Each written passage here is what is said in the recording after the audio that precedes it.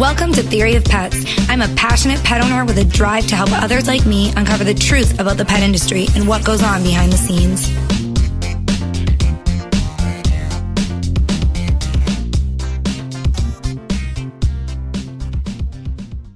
Welcome back to Theory of Pets. Thanks for tuning in for another episode. Today I am talking about adding variety to your pet's food. This can be a challenging topic for a lot of people because a lot of us hear the misinformation that it's actually dangerous to change your dog's food, and it certainly can be. It's not something that you should do without educating yourself and doing some research. Today, I actually had the pleasure of speaking with Dr. Danielle Bernal. She is a veterinarian with Wellness Natural Pet Food, and she was able to talk to me today about some of the things that we can do to help to add variety to our pet's diet without changing the brand and causing upset stomach. Wellness actually has created their No More Boring Bowls campaign that was created last year.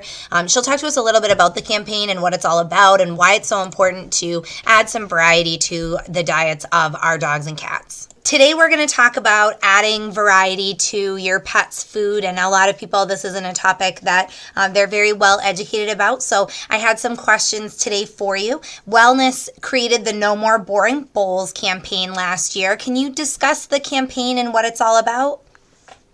Absolutely. So the whole point of No More Boring Bowls is we feed in human health. People are really about this variety and having, more macronutrients in their diet. And that's why we thought, dogs and cats deserve the exact same. So we created this as part of our mission to end what we call food boredom for dogs. We don't want to eat the same thing every single day, and neither does our dogs. So this is where we focus heavily on no more boring bowls through adding in different meals, through mixes, through toppers, through treats that are all obviously superior quality, so that pet parents can do this easily and safely. So they're not doing it in their home, trying to figure it out themselves. We give them that variety, that choice, but in a commercial format that's also super safe as well as great nutrition.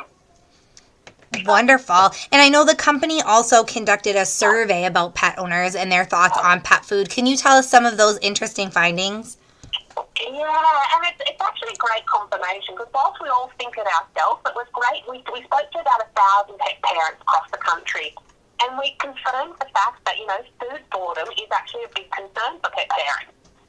Some of the stats they said is that 70% of pet parents actually think about, is their pet getting bored eating this same thing every single day? And I think that's also reinforced by the next point where 28% actually said that, their dog has rejected their food at some stage and then put it down to boredom. He's looked at it and kind of gone, oh, this again. So they're seeing it in their own dog as well. Then, of course, we all, I always have a theory that food is love and a meal time, but then we have that bonding experience with our pets. And 85% said when they give them something new, there's a dramatic change in their reaction. There's that excitement around mealtime. Right down to that simple tail wagging or enthusiasm to clean the bowl, right down to that whole Labrador-style back end wobbling. They're so excited the whole body can't move with the tail. And then the last one is that, when they think about what they want to top, they don't want to top or add variety with unhealthy things. Just like us, just like our kids, we want to give our fur family good quality ingredients. So, 75% are saying that they try to choose something healthy, but they definitely don't want to be giving them junk. And we've all done it in the past on a Sunday night where we sit down and plan out the meal plans for the family for the week. The majority of pet parents are also saying they consider doing the same for the dog. So I think we are seeing this huge shift from, the dog being that outside dog to now truly being part of a family. And, to the point that what are we going to plan out for the dog's meal this week, which is a great place to be from how we're looking after animals. I completely agree. And for me, even somebody so involved in the pet industry, it was just a few years ago when I started adding variety to our dog's diet. I had always heard before that kind of false information out there that changing your dog's diet is bad for their digestive tract, that eating, the same kibble every day, it's better for them. And if you switch their food daily, it's going to cause some digestive upset. Can you explain what rotational feeding is and how we can do it properly? Sure. So rotational feeding itself can be all different kinds of things. It can be, you simply feed the same kibble on the base and you add in different toppers, or it could be adding in treats, or it could be right down to feeding, one brand fish-based kibble one day, their turkey-based kibble the next day, and, their venison-based kibble the next day. So variety comes in all different forms. And I think the important thing is that we know rotational feeding is not required because, today pet foods are made complete and balanced. But it doesn't mean that there's not potential benefits of giving them rotational feeding. And the main thing is that when you give them rotational feeding options, we can provide balance a little better for them because we're going to not only maintain or increase their interest in eating, but we can also include different foods or food sources that will naturally contain different levels of macronutrients. So things like your proteins, your fats and your carbs, which then flows on to benefits like new amino acids, new fatty acids, starches and fibres that will be different in the food and will therefore vary the flavour and texture. So basically you're making sure that they're truly eating that complete array of nutrition, as well as nutrition that is complete and balanced, which is what they need to survive, if that makes sense. So are there cautions? This is where obviously every coin has two sides. So the potential cautions associated with rotational feeding are most important if the pet's got a diagnosed food allergy or key sensitivity. So animals with food allergies, for example, should never really be placed on a rotational feeding program. It's well documented that animals with food allergies are more likely to develop further allergies, and this is why all the veterinarians recommend they often go to a limited ingredient diet.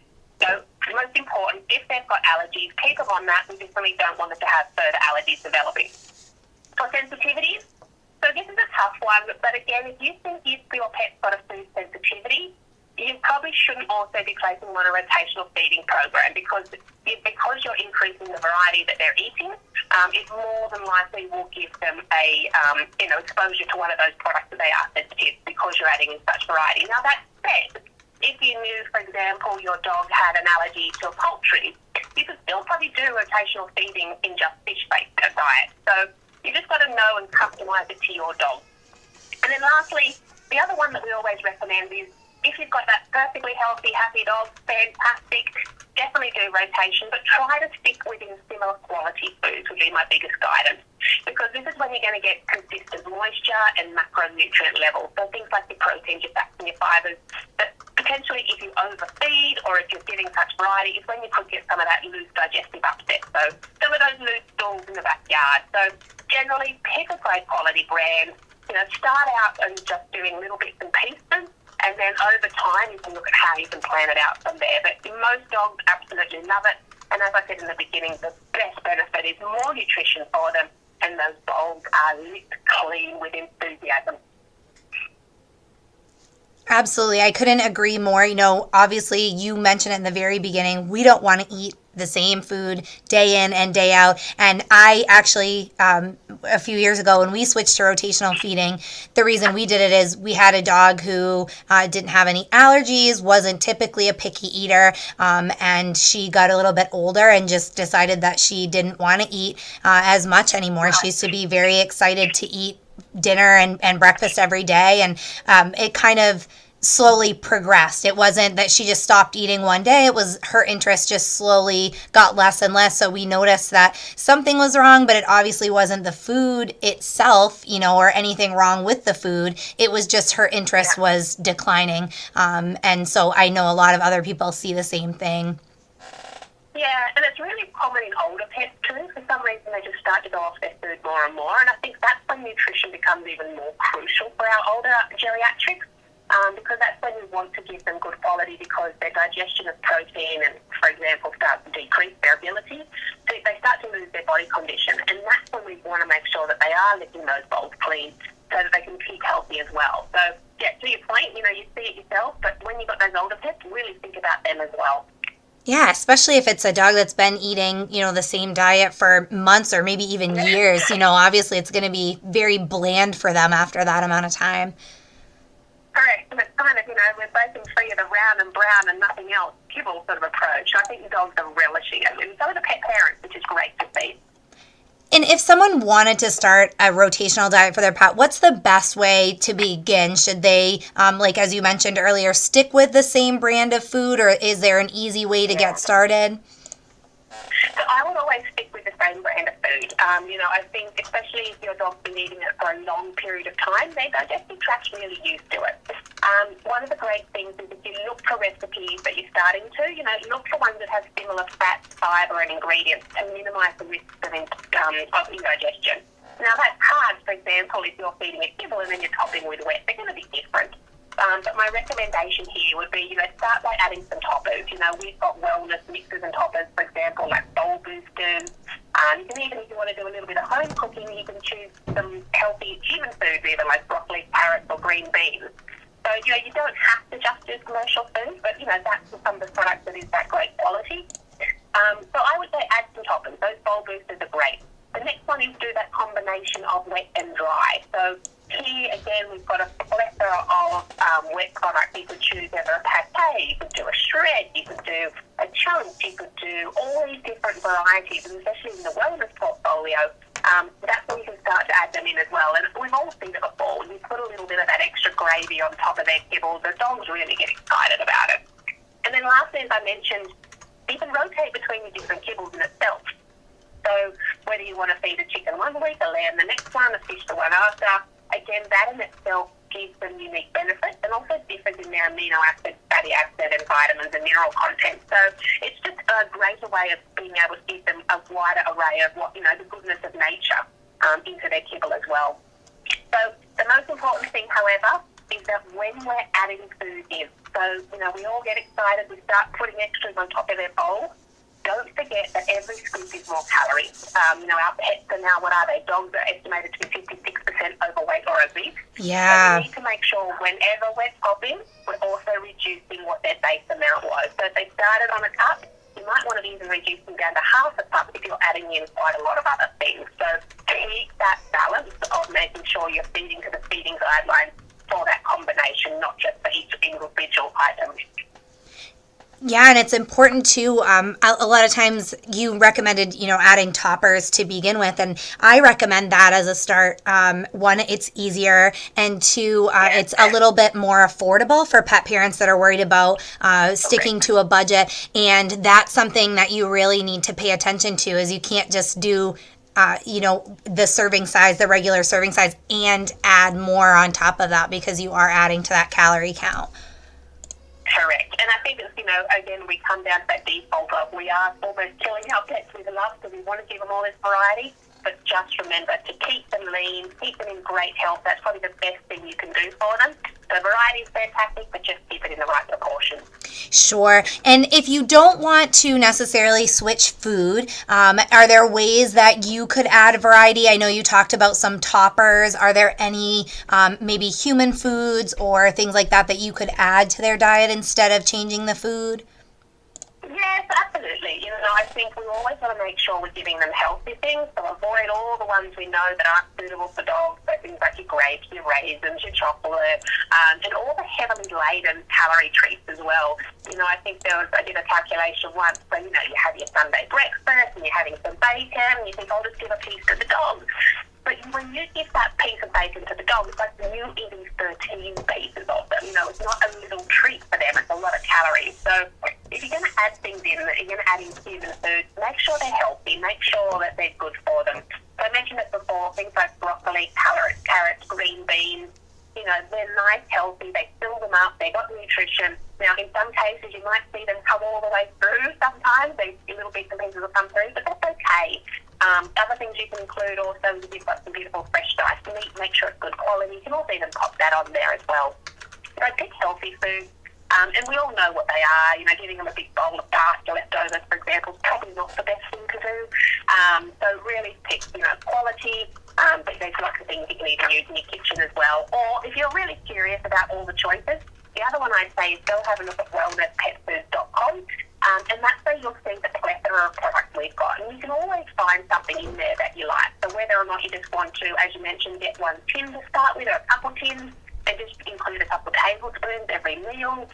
Or you can even get those packets of bowl boosters, which is freeze-dried meat. So you don't have to worry about the safety or the icky factor of getting fresh meat. But you can put those into their bowl as well and feed them in. Or there's also products like Cold Raw Red, where this one we actually include those freeze-dried bits mixed in with the kibble. And dogs go nuts for this one because that's got the smell of meat literally enveloped all around the kibble. So it is one of our most successful launches ever as we get behind this notion of no more boring bowls. So takeaway message, there's lots of choice. Check out the website, go and have a look.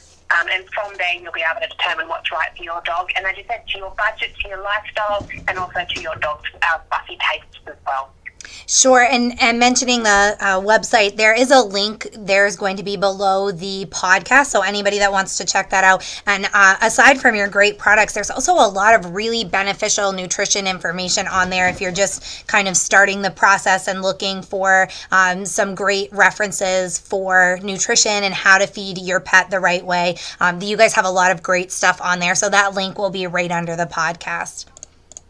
Awesome, thank you. You know, we've got a big community service or community group behind wellness. Upload your photos onto Instagram or Facebook and tag it. Let us know how it's going, and hopefully those bowls are going to be licked clean all around the US. But that's what we want at the end of the day. Absolutely. I think all pet owners can agree that we want our dogs and our cats to be eating and enjoying their meals and not having the same bland diet and no variety, getting bored with their meals day in and day out. So thank you again so much, Dr. Danielle. I really appreciate her time, and you guys for listening. Thank you so much for tuning in. You can find more information on our website, theoryofpets.com. Of course, if you have any questions, reach out and I will be happy to try to answer those or pass them along to Dr. Danielle. Check out the wellness website. It's just below this podcast, as I mentioned. While you guys are on our website, theoryofpets.com, if you could leave a quick review, that always helps me when I'm reaching out to experts like Dr. Danielle to show them that you're out there listening and you want to hear more. So again, thanks for tuning in, guys, and I will be back with another hot topic very soon.